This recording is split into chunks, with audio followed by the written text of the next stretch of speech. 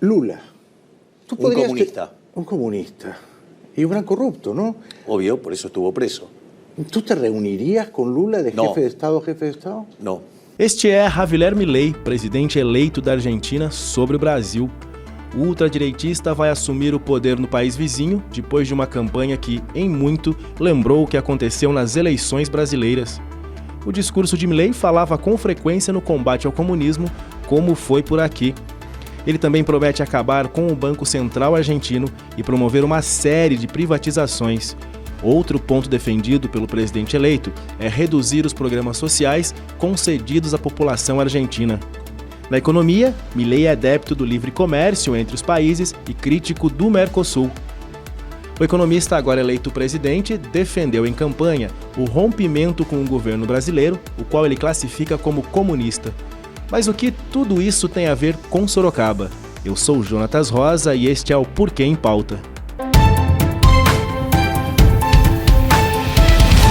Porquê em Pauta, a notícia para você ouvir.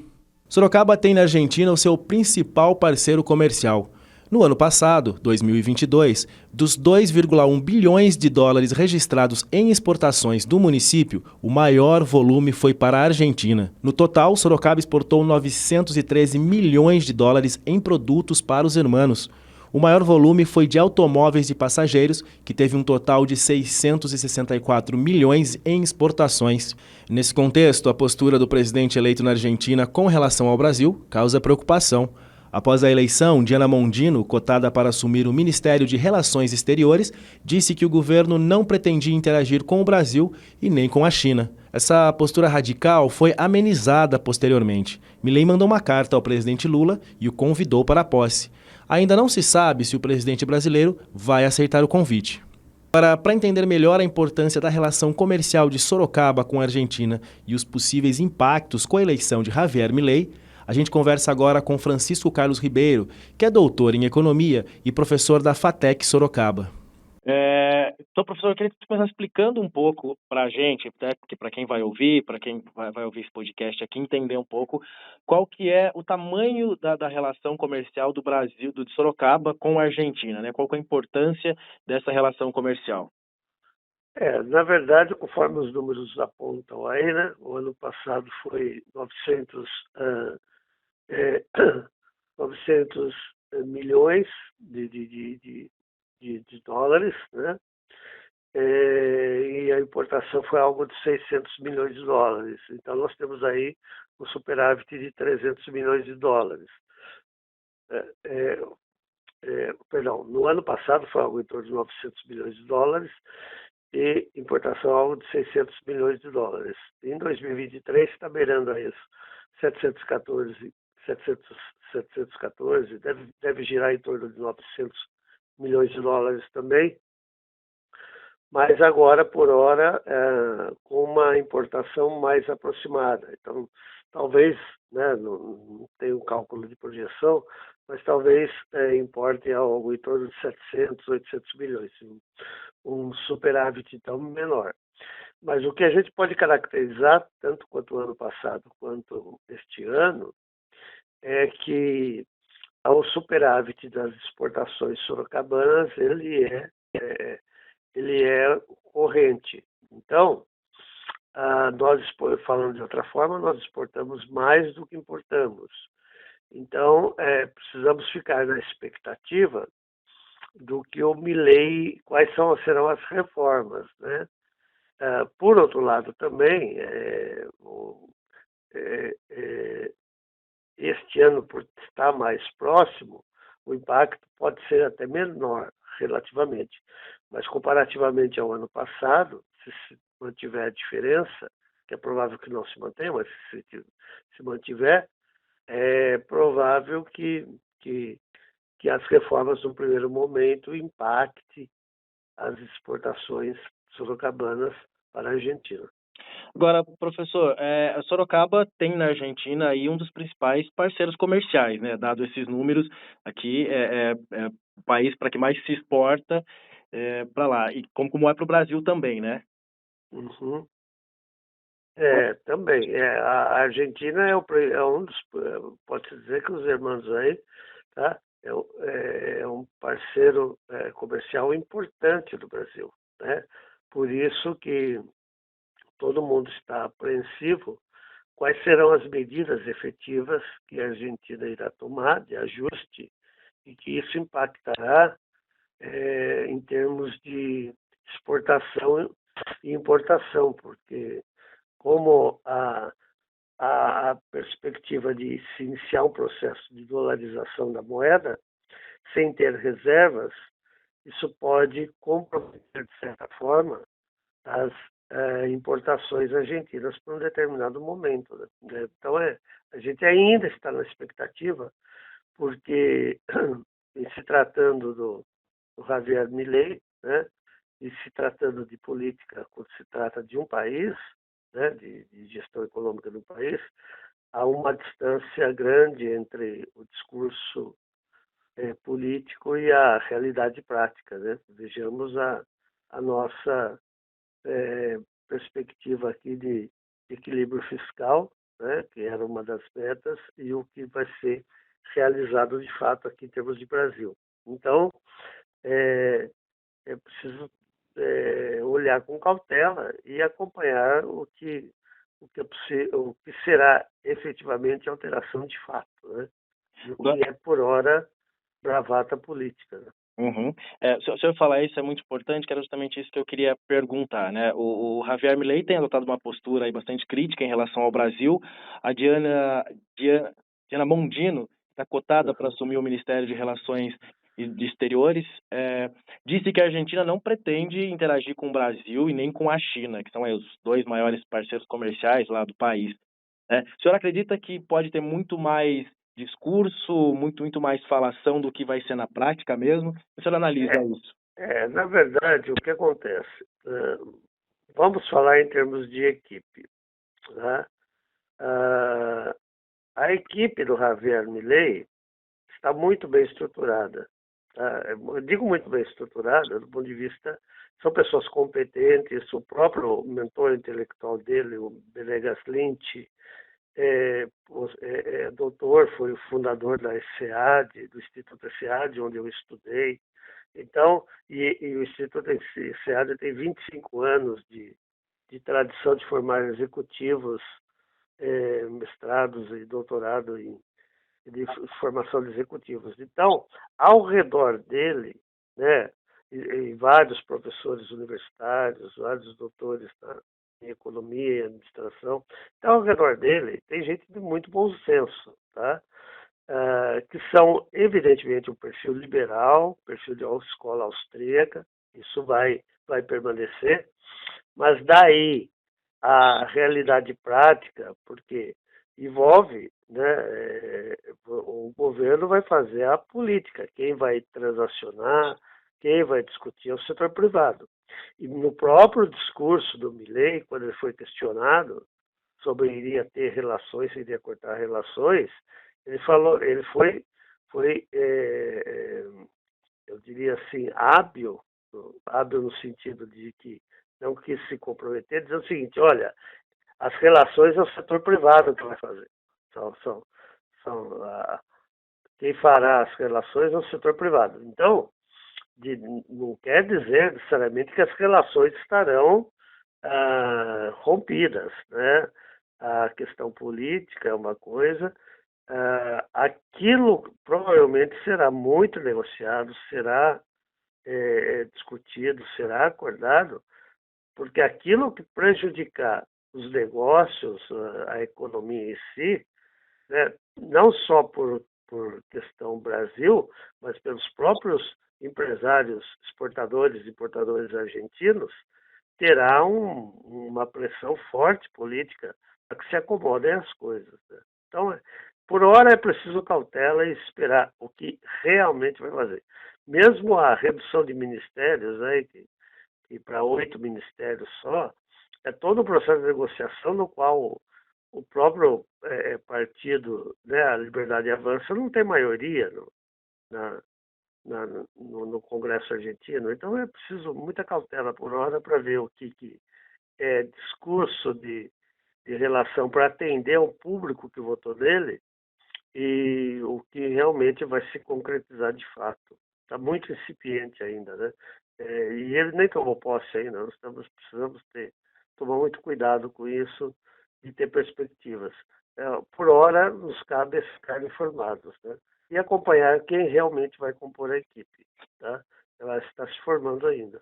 Agora, professor, em 2019 a gente já teve uma crise na Argentina que trouxe reflexos para Sorocaba, que foi o fechamento do terceiro turno da montadora Toyota aqui, né? O senhor não acredita que a gente possa chegar nesse patamar de novo, de ter algo tão grave assim, que impacte diretamente aqui na produção aqui, nos empregos aqui em Sorocaba? Eu diria que, neste momento, é muito incipiente para falar alguma coisa, tá? Mas nesse momento, assim, se como a dolarização será gradual, pode ser que não, mas corre-se o risco sim, dependendo da gravidade das medidas, porque envolve exportação nossa, então, portanto, importação do argentino, né? Então, se fosse o contrário, se nós importássemos da Argentina, por exemplo, no caso aqui que você citou da Toyota, se fosse o contrário, se nós importássemos da Argentina, o impacto poderia ser menor. Mas como estamos exportando, e para a Argentina importar precisa de dólares, aí ela não tem esses dólares, vai precisar do apoio americano, então não está fora do horizonte uma situação complicada, sim. Não está fora do horizonte, não. E, professor, Mas ainda é prematuro para dizer. Claro, claro. Agora, professor, o que esperar do governo brasileiro nessa história? O governo brasileiro e o Itamaraty, nós temos aí Itamaraty é bastante hábil, Itamaraty vem se esforçando para acomodar as coisas, vem conversando com o governo argentino. Agora, o partido do presidente precisa colaborar também, né? Porque recentemente o das comunicações lá, o Paulo Pimenta, se apressou em falar tecer algumas críticas ao governo argentino, ao Milei especificamente, que o Itamaraty estava tentando evitar, né? Então, eu diria que o governo precisa menos partidarismo agora e mais cautela e deixar que o Itamaraty trabalhe isso. Nós temos diplomatas competentes para ir acomodando a situação. Tá? Agora, professor, para a gente finalizar aqui, não quero mais tomar muito tempo do senhor, se a gente pensar numa possibilidade de um agravamento nessa relação, um agravamento das questões econômicas Brasil e Argentina, Sorocaba tem alguma alternativa, vendo esse volume de exportações, de importações, a gente tem essa relação com a Argentina, a gente teria alguma alternativa aqui para fugir dessa briga, para conseguir manter empregos e renda aqui em Sorocaba? Bom, vai depender como o setor privado acomodar, né? Porque o setor privado sobrepõe-se à questão política, né? Pode ter alguma dificuldade, pode ter alguma dificuldade de relacionamento, mas eu duvido, pode ser que eu me engane, que o setor privado argentino, né?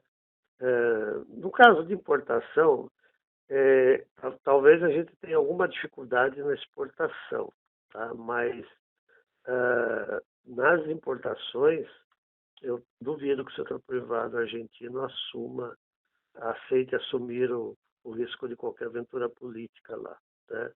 Então, as exportações a gente vai ter que olhar com cuidado para ver se os novos mercados ou uma recomposição da produção, aí, tendo em vista os caminhos em que ocorrer.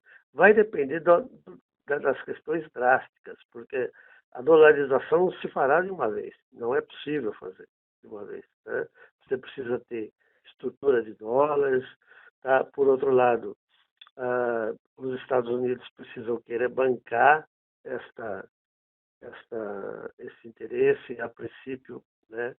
Um analista, inclusive, da CNN Internacional, muito experiente, falou assim, olha, o Trump é doido, mas não rasga dinheiro. Então, nem o Trump estaria assim, diretamente interessado em fazer uma ajuda imediata. Então, é preciso tomar muito cautela agora, muito cuidado, porque às vezes pode ocorrer, né, pode ocorrer uma tempestade, mas pode ocorrer nenhuma tempestade, você só bravata. Então, a gente tem que ir acompanhando com calma, mas a dolarização em si pode prejudicar, sim, no primeiro momento, as exportações.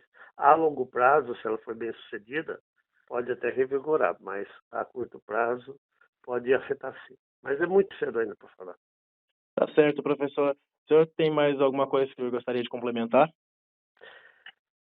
Na verdade, a Argentina passa por um momento difícil, tá? Ela foi uma das economias mais admiradas do mundo, mas ao longo dos 20, 30 anos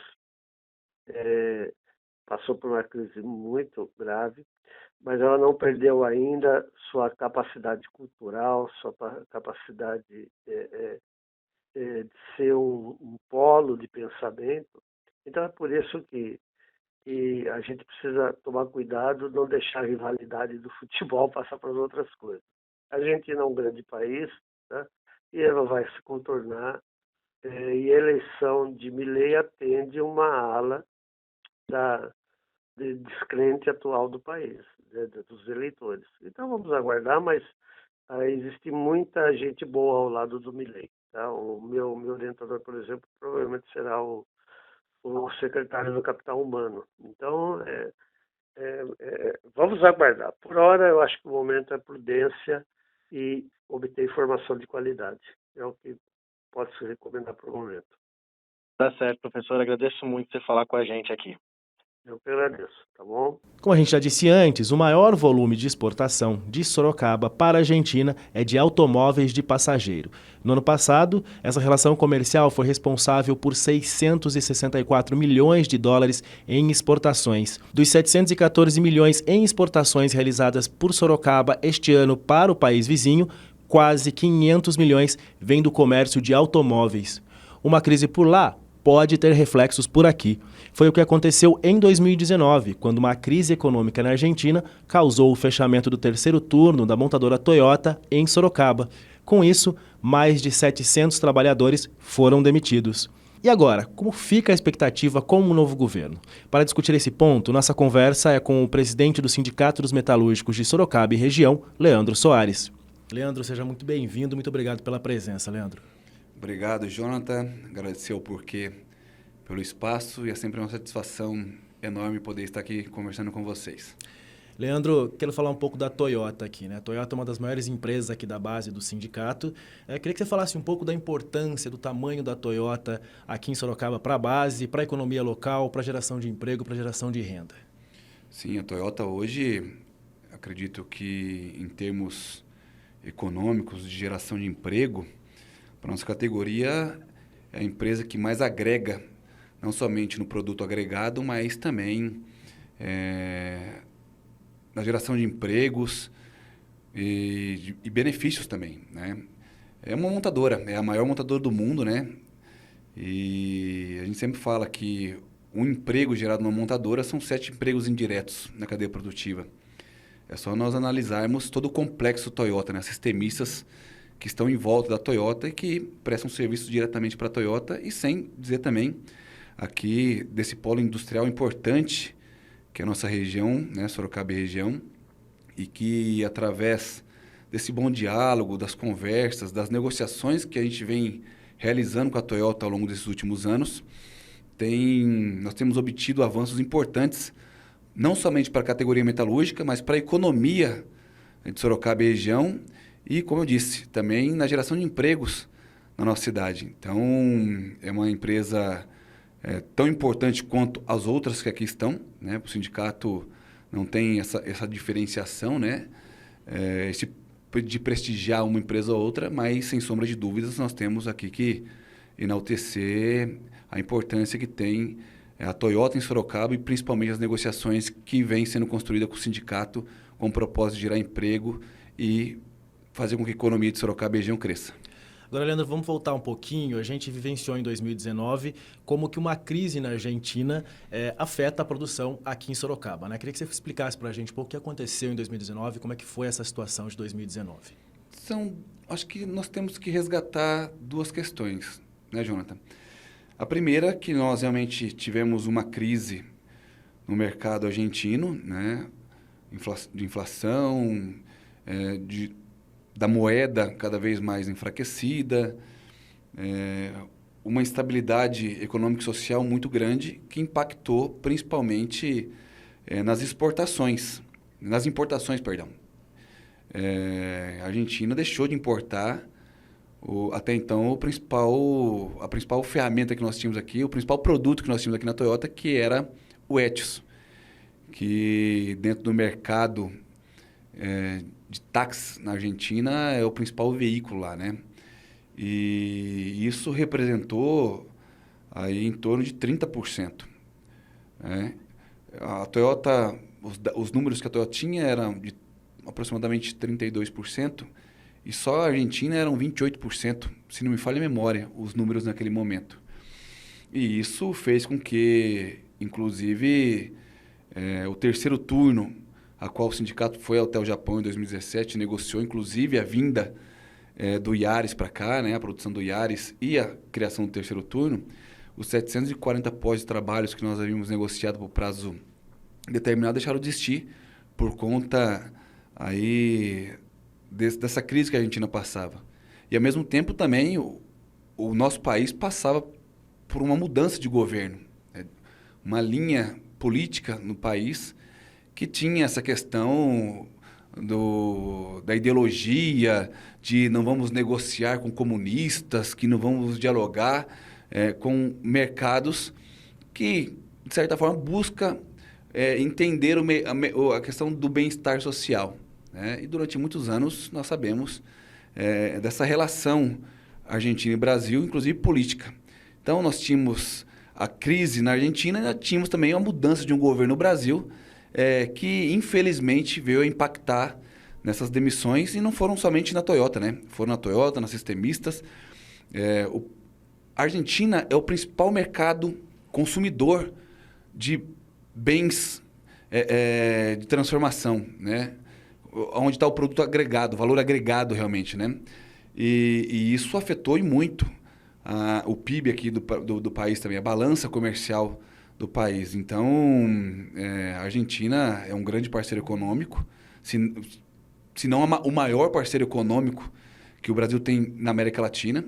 É por isso do presidente Lula sempre reforçar a importância do Mercosul se fortalecer para negociar de igual para igual com a União Europeia, com os Estados Unidos, com a China. E, querendo ou não, quando um desses países não estão bem economicamente, isso impacta, sem sombra de dúvidas, na economia e principalmente no desemprego e no aumento da desigualdade social. A gente já volta a falar mais de política daqui a pouco, dessa relação política. Eu queria saber um pouco como é que foi a atuação do sindicato nesse período, quando fechou o terceiro turno aqui. Eu sei que o sindicato esteve no Japão de novo, conversou com a direção da Toyota para trazer investimentos para cá. Conta um pouco para a gente desse processo. Exato. Em 2019, me lembro como se fosse hoje, que assim que foi feito o anúncio pela fábrica, né, da não efetivação desses prazos determinados, nós imediatamente fizemos um grande ato em defesa de investimentos e por novos produtos aqui em Sorocaba e região, né? Que a Toyota, aí, juntamente com o sindicato, pudesse construir acordos que pudesse tornar essa planta aqui mais do que nunca viável. E uma das ferramentas era justamente brigar pela plataforma global, que aí você faz com que essa planta seja competitiva com todas as plantas da Toyota no mundo. Porque hoje tem essas questões, as empresas elas competem entre elas mesmas, né? E o sindicato fez um grande ato com a Toyota, com os trabalhadores da Toyota e das Sistemistas, e onde nós tiramos como encaminhamento protocolar um documento frente à direção da Toyota, né, dos seus representantes aqui do Brasil, da América Latina e Caribe, onde estava os representantes, o Rafael, que é o presidente aqui da Toyota, e também estava o Masahiro, que é o presidente da América Latina e Caribe, e onde nós começamos um processo de negociação para viabilizar a vinda dessa plataforma e, novamente, dessa geração de novos postos de trabalho. E em 2019 estivemos no Japão, nos comprometendo com a matriz, né, diante das negociações que nós estávamos construindo juntamente com os trabalhadores. E aí nós tivemos a grata surpresa, né, através daquele ato, toda a luta do sindicato, de ter lá, nós temos participado do anúncio da plataforma global aqui em Sorocaba, e que aí trouxe o novo veículo, o Corolla Cross, que trouxe a plataforma global, que inclusive está dando hoje a oportunidade de ter mais um veículo produzido aqui em Sorocaba, que é um compacto menor, né? E que gerou novamente esses pós-trabalhos, e que inclusive fez com que toda a parte pensante, né, de desenvolvimento que até então estavam em São Bernardo do Campo viesse para Sorocaba. E a planta aqui passou de 1.800 trabalhadores para 3.500 hoje. Então, esses foram os frutos que nós colhemos dessa decisão política, dessa ação política. E, como eu disse, novamente, não foi somente os trabalhadores da Toyota que foram beneficiados, mas também das sistemistas e todo o segmento automobilístico aqui de Sorocaba e região. Agora, você fala isso dessa importância da Toyota como parceiro comercial da Argentina. Sorocaba tem na Argentina um dos principais parceiros, se não o principal parceiro comercial de exportação, especialmente de veículos, né? Falando da Toyota. Só esse ano, para a gente ter uma noção de números aqui, as exportações registram aí quase $500 bilhão de dólares de exportação. E a gente tem a eleição do Milei na Argentina, acabou de ser eleito presidente lá, e já assume uma postura, desde a campanha já tinha essa postura, e agora já tem falado aí que não pretende dialogar, não pretende interagir com o Brasil, em vários sentidos, porque são de extrema-direita, tem aí as diferenças com o governo Lula. Como é que você analisa essa situação? Você vê perigo de algum impacto aqui para a produção em Sorocaba? Boa pergunta. Lembra quando nós, anteriormente, né, minutos antes dessa pergunta, nós falávamos sobre as questões ideológicas, e que não era só o Bolsonaro, mas o bolsonarismo prega isto. E nós temos um representante do bolsonarismo aqui em Sorocaba, o prefeito Rodrigo Manga. Ele representa essa figura do bolsonarismo, que é contra essas negociações com países que têm um pouco mais da linha progressista, ou como eles mesmo falam, comunismo, né? Eu costumo dizer que o comunismo é visto como o bicho-papão, né? Como uma figura que não existe, mas que as pessoas têm na mente que ela faz mal a alguém, sem nunca sequer ter visto. Hoje, a China, assim como a Argentina, são grandes parceiros econômicos do país. E quando a gente fala que não vai se relacionar com um determinado país, tendo em vista que o povo brasileiro sempre foi, boa parte do povo brasileiro, porque nós vivemos numa economia capitalista, dizia que a gente tinha que abrir o mercado, que o Brasil não era uma ilha, que tinha que ser um país globalizado. E quando a gente começa a dialogar com outros países, o presidente Lula fez muito isso com a África do Sul, com a Rússia, com a Índia, com a China, que inclusive foi criado o BRICS, foi justamente na época do presidente Lula, porque tinha que se fortalecer outras economias. O país tinha que vender, tinha que ter relações econômicas com outros países que não fossem somente os Estados Unidos. Tanto é que hoje o maior parceiro econômico do Brasil é a China, não é mais os Estados Unidos. E a União Europeia está muito próxima também dessas construções. Ou seja, o Brasil se dispôs a dialogar com outras economias que não fosse somente a norte-americana. E, para você ter ideia, Sorocaba, segundo os últimos dados que eu tenho, aproximadamente 34%, 35% do PIB de Sorocaba é com a Argentina. É parceria com a Argentina e com a América Latina. Então, quando a gente fala que nós não vamos dialogar, ou o atual presidente, que foi eleito democraticamente, independentemente do posicionamento ideológico dele, e de nós termos divergência da forma dele pensar, eu não acredito que ele conseguirá colocar em prática o que ele vendeu nas eleições. Primeiro que ele tem um Congresso que hoje não dá condições a ele, que não permitirá a ele fazer o que ele bem entende. Ele vai ter que dialogar com as forças de oposição no Congresso. E ele dizer que não vai ter relações com o Brasil porque ele tem divergências, inclusive com o presidente Lula, eu acho muito difícil, porque a Argentina também depende muito dessa relação comercial com o Brasil, como eu disse, de serem um dos principais parceiros econômicos de importação e de exportações. Então, quando a gente vê isso e analisa isto, eu não sei se ele conseguirá cumprir isto, mas caso ele consiga, sem sombra de dúvidas, para o nosso país, para o Brasil e principalmente para Sorocaba, é um grande risco, porque nós podemos estar colocando aqui em risco justamente empregos que fazem com que pais e mães de famílias aí tenham condições de comprar o seu alimento, de pagar suas contas e inclusive de ajudar e contribuir com a economia de Sorocaba cresça, né? Continue crescendo, porque hoje se a economia de Sorocaba cresce da forma que cresce, é justamente por ser um polo industrial muito forte, pelo sindicato ter uma ação muito participativa nas negociações, tanto é que só de 13º, férias, fundo de garantia, no final de ano serão aqui mais de 235 milhões somente da categoria metalúrgica serão injetados na economia, sem dizer do PPR, que são mais 200 e poucos milhões. Nós estamos falando de R$500 bilhão em coisa de 12 meses.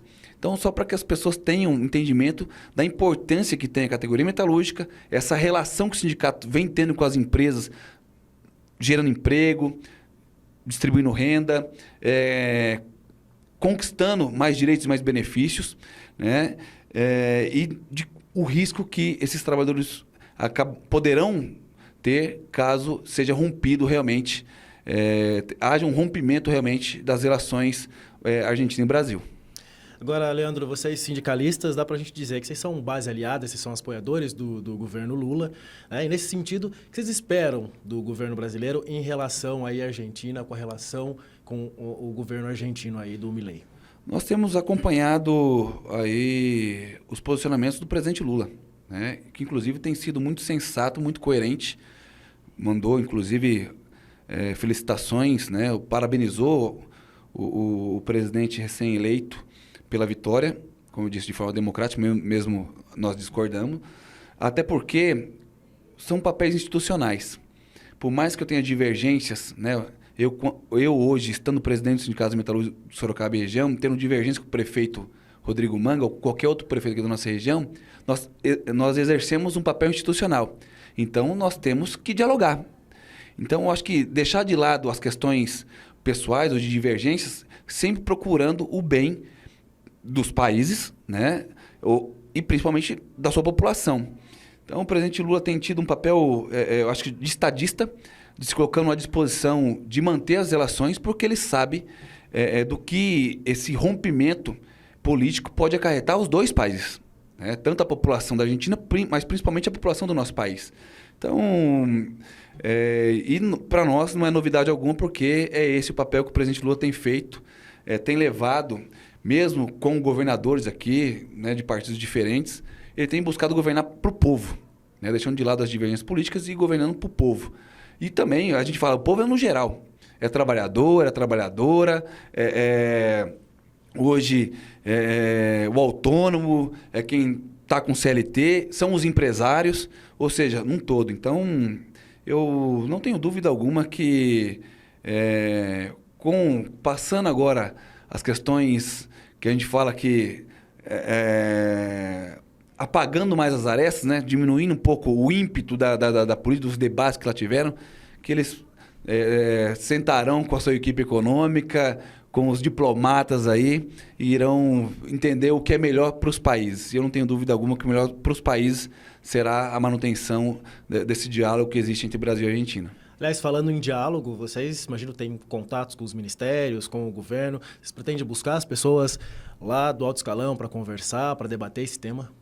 Assim, nós temos, não tem dúvida alguma aqui, não é novidade para ninguém, que nós saímos candidato a deputado estadual na última eleição. Nós fizemos várias dobradas aqui com o deputado federal que hoje é ministro do Trabalho, Luiz Marinho, com o deputado federal que hoje é ministro de Relações Institucionais, o Padilha, entre outros grandes, né? O presidente hoje estadual do Partido dos Trabalhadores, o Kiko Seleguin, que está também em Brasília. Ou seja, os sindicatos metalúrgicos não dialogam somente para a sua categoria, dialoga realmente para uma sociedade, para o bem de uma sociedade. E a gente sabe dos impactos das nossas negociações e das construções políticas que nós temos, o quanto elas impactam aqui para a nossa região. Até porque a gente precisa de emendas, né? A gente tem trabalhado emendas aqui para o Banco de Alimentos, para o CIADEC, temos feito parcerias com as instituições estaduais e federais para criar cursos de qualificação de formação para os trabalhadores, né? Qualificar a nossa categoria e também aqui a sociedade, principalmente os mais jovens, né?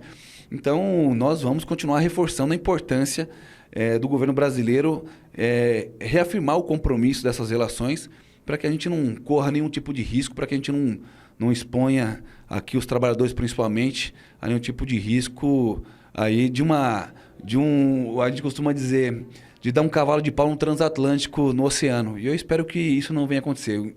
O que estiver dentro das condições do sindicato, levar essas preocupações e, entre outras, né, para o governo federal, né, principalmente no que diz respeito aqui a Sorocaba e região, nós estaremos fazendo. E agora, por aqui, Leandro, tem a expectativa, acho que é muito cedo ainda, talvez, mas expectativa de um diálogo, de uma negociação com a Toyota para tentar evitar que se repita a situação de 2019, para conseguir manter os empregos aqui? Sim. Acho que vale a pena ressaltar, Jonathan, que nós estamos no meio da nossa campanha salarial.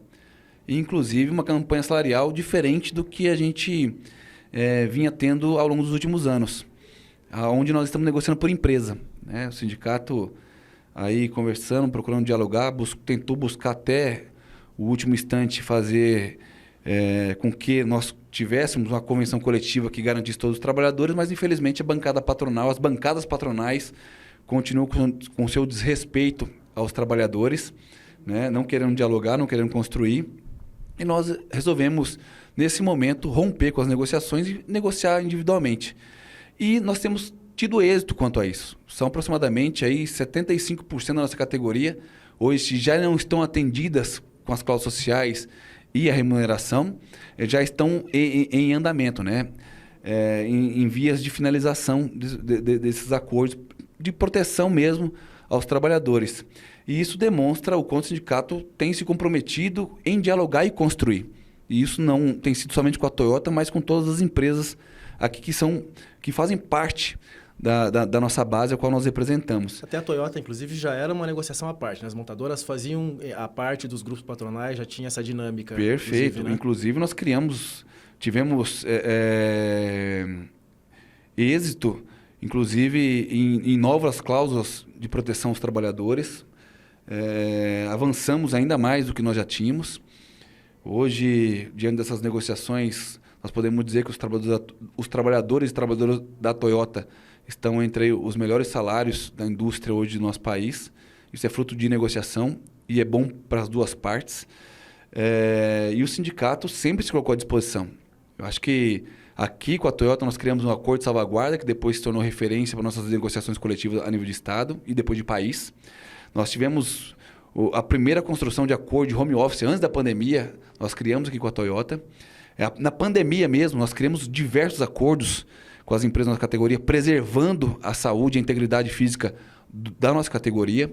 Então, o sindicato, com certeza, está à disposição para qualquer tipo de situação que não esteja dentro das nossas condições de negociar, mas do sindicato se colocar à disposição realmente de construir formas de manter emprego e, se possível, gerar ainda mais emprego para a nossa região, porque o presidente Lula fala muito disso.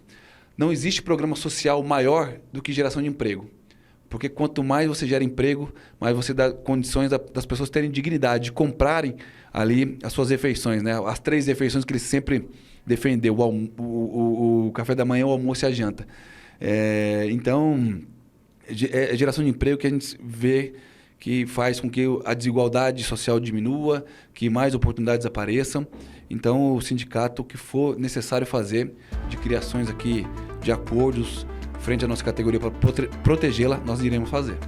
Tá certo, Leandro. A gente agradece muito sua presença aqui, viu? Obrigado, Jonathan. Obrigado ao Porquê e à disposição sempre. O Porquê em Pauta é uma produção do Portal Porquê, disponível no Spotify, YouTube e também no site. Eu fico por aqui. Até a próxima.